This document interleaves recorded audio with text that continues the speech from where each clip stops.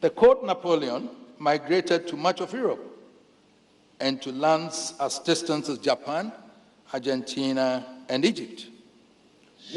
Most importantly, the triumph of Napoleon Bonaparte over the supposedly technically superior Prussian army in the Battle of Jena in 1806 persuaded the Germans also to undertake fresh reforms of the state. The Steinhardenberg reforms in 1807 incorporated some of the French reforms, including the adoption of the French principle of carrière ouverte au talent, that is, career open to talent. The United States stands at the spearhead of liberal democracy and the standard bearer of good governance, and the prime driver of the world economy. But as Fukuyama makes clear, the United States invented what he calls clientelism, the institutionalized form of political patronage and incipient corruption by which ambitious but non-elite politicians became wealthy and increased their standing in society. It was not until 1883 that Congress passed the milestone Pendleton Act, which created an autonomous public service, removed powers of appointment from the party bosses, and among others, barred public servants from handing back part of their salaries to political parties which appointed them.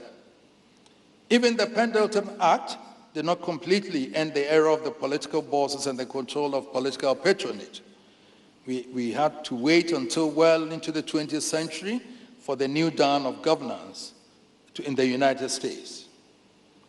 While the experiences of the nations of Europe and North America have helped them solidify the institutions of state on which they are secured today, the same cannot be said of the states in Africa, which until the post-World War II years had been under colonial subjugation.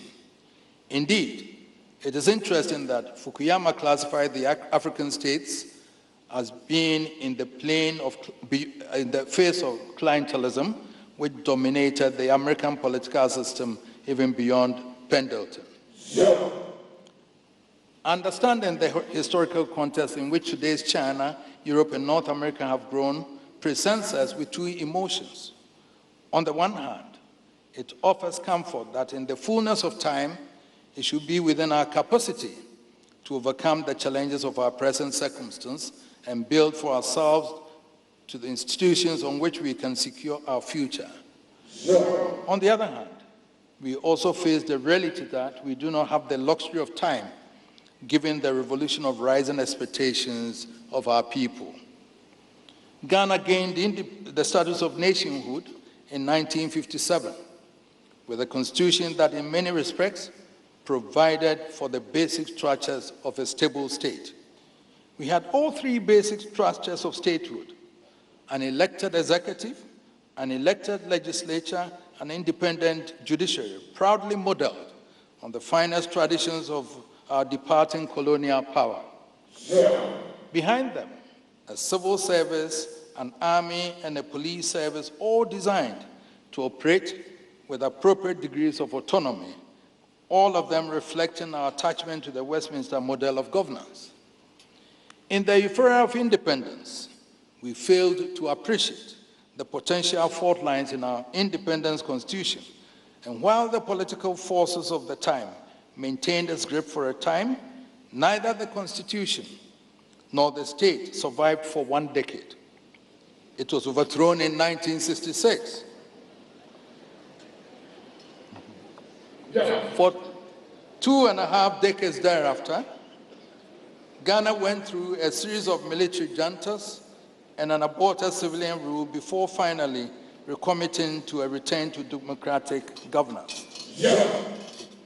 In 1992, we gave ourselves a new constitution, the essential conditions of which were to banish any notion of a one-party state and install a multi-party democracy based upon the rule of law and fundamental human rights.